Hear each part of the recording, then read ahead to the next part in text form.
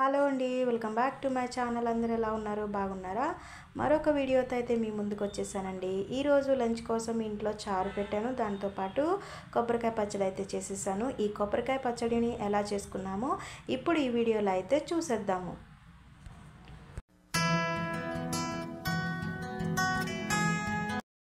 ముందుగా కడాయి పెట్టుకుని ఆయిల్ అయితే యాడ్ చేసుకోండి. ఈ ఆయిల్ మనకి కొంచెం హీట్ అయిన తర్వాత ఇందులో ఒక స్పూన్ జీలకర్ర అయితే యాడ్ చేసుకోండి. నేను ఆయిల్ ఎక్కువ యాడ్ చేసినాను అనుకోవద్దు.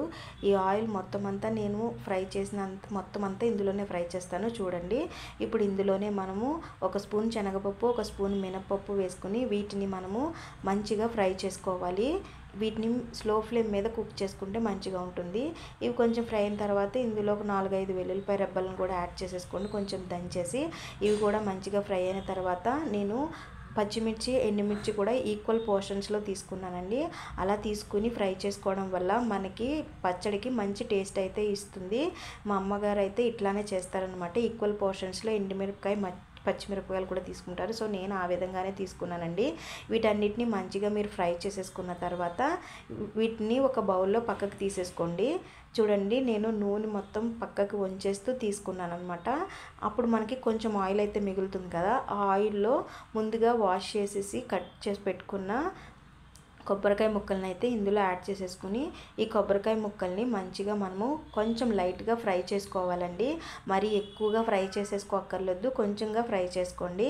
ఇవన్నీ మంచిగా ఫ్రై అయిపోయిన తర్వాత వీటన్నిటిని మనము ముందుగా ఫ్రై చేసుకున్న పచ్చిమిర్చి ఇవన్నీ ఉన్నాయి కదా, అవి చల్లారిపోవాలి.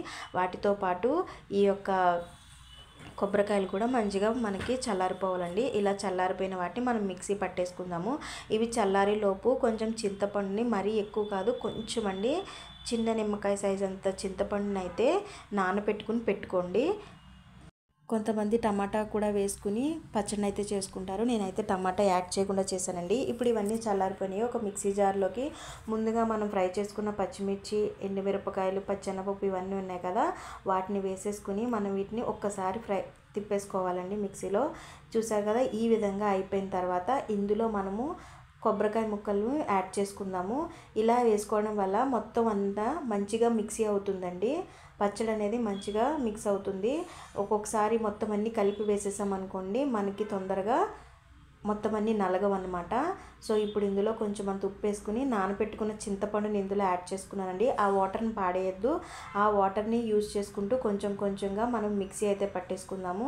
చూసారు కదా, చింతపండు గుజ్జును వేసి నేనైతే ఒకసారి మిక్సీ పట్టుకున్నానండి. ఇప్పుడు అదే వాటర్ని కొంచెం కొంచెంగా యాడ్ చేసుకుంటూ మొత్తం మనం పచ్చడి అనేది మొత్తం మిక్సీ పట్టేసుకోవాలి. చూసారు కదా, ఈ విధంగా మనకి పచ్చడి అయితే మిక్సీ పట్టేసుకున్నానండి. ఇప్పుడు దీనికి మనం తాలింపు అయితే వేసుకుందాము. ఈ తాలింపు కోసము కొంచెం వెల్లుల్లిపాయలు అనేవి పొట్టు తీసేసుకుని మనము వాటిని కొంచెం అంతా లైట్గా చెదగొట్టేసుకోవాలండి. ఇలాగా మనము పొట్టు అయితే తీసేసుకుందామండి. మొత్తం పొట్టు అంతా తీసేసుకుని వీటిని పప్పు గుత్తి ఉంటుంది కదా, దాంతో కొంచెం లైట్గా క్రష్ అయితే చేసుకోండి, లేదంటే పేలుతాయి అన్నమాట వెల్లుల్లిపాయ గుట్లు. సో ఇలా క్రష్ చేసుకున్న వాటిని ఇప్పుడు వీటితో మనం తాలింపు అయితే వేసేసుకుందాము. ముందుగా వీటిలో అయితే ఫ్రై చేసుకున్నామో అదే కడాయిలో కొంచెం అంత ఆయిల్ యాడ్ చేసుకోండి. ఆయిల్ మరీ ఎక్కువ యాడ్ చేసేసాను అనుకోకండి. ఎక్కువ రోజులు మనకి పచ్చడి అనేది కొంచెం నిల్వ ఉండాలి అనుకుంటే ఆయిల్లో ఎక్కువ ఉడికించుకోవాలి. అలా లేదు, మేము ఒక్క రోజు 2 రోజుల్లో అయిపోతుంది అని అనుకుంటే మీరు కంపల్సరీ ఆయిల్ తక్కువ వేసేసుకుని మీరు తాలింపు అయితే వేసుకోవచ్చు. ఇప్పుడు ఈ ఆయిల్ కొంచెం హీట్ అయిన తర్వాత కొంచెం ఆవాలు, వెల్లుల్లిపాయలు చెదగొట్టుకున్నాం కదా, ఆ వెల్లుల్లిపాయలని యాడ్ చేసేసుకొని కొంచెం కరివేపాకు కూడా యాడ్ చేసేసుకోండి. ఈ కరివేపాకుతో పాటు కొన్ని ఎండుమిరపకాయలు, ఒక 4-5 ఎండుమిరపకాయలు ఉంటే వాటిని కూడా వేసేసుకోండి. ఫస్ట్ ఈ కరివేపాకు, ఆవాలు, వెల్లుల్లిపాయలని మంచిగా ఫ్రై చేసేసుకుని ఎండుమిరపకాయలను అయితే చిదిమేసి యాడ్ చేసేసుకుందాము. ఇవి కూడా మనకి మంచిగా ఫ్రై అయిపోవాలండి. మనం ఏది ఫ్రై చేసుకున్నా పచ్చళ్ళకి వాటికి కానీ స్లో ఫ్లేమ్ మీదే మనం ఫ్రై చేసుకుంటే అన్నీ ఈవెన్గా ఫ్రై అవుతాయి, మంచిగా ఉంటుందండి. ఇప్పుడు కొంచెం ఫ్రై అయిపోయినాయి కదా, ఇందులో మనం ముందుగా మిక్సీ పట్టుకున్న కొబ్బరికాయ పచ్చడిని అయితే ఇందులో యాడ్ చేసేసుకుని స్లో ఫ్లేమ్ మీద అప్పుడప్పుడు మధ్య మధ్యలో కలుపుకుంటూ దీన్ని కుక్ చేసుకోవాలండి. ఇలా కుక్ చేసుకోవడం అంటే మనకి ఆయిల్ అనేది బయటికి రిలీజ్ అయిపోతుంది, అంతవరకు కుక్ చేసుకోండి.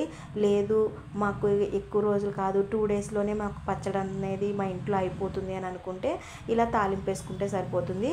లేదు అంటే ఇంకా కొంచెం ఎక్కువ ఆయిల్ యాడ్ చేసేసుకుని మనం దీంట్లో మంచిగా ఉడికించేసుకోవాలండి. ఇలా ఉడికించేసుకుంటే మనకి పచ్చడి అనేది ఒక 4-5 డేస్ మనం ఫ్రిడ్జ్లో పెట్టుకుంటే మనకి చాలా రోజులు వస్తుంది. చూసారు కదా, ఆయిల్ అనేది ఇలాగ బయటికి రిలీజ్ అవ్వాలి. ఇలా అయ్యిందంటే మనకి ఆల్మోస్ట్ మనకి పచ్చడి అనేది రెడీ అయిపోయిందండి. అంతేనండి, మన కొబ్బరికాయ పచ్చడి అయితే రెడీ అయిపోయింది. ఇది వేరొక గిన్నెలోకి మనం తీసేసుకుందాము.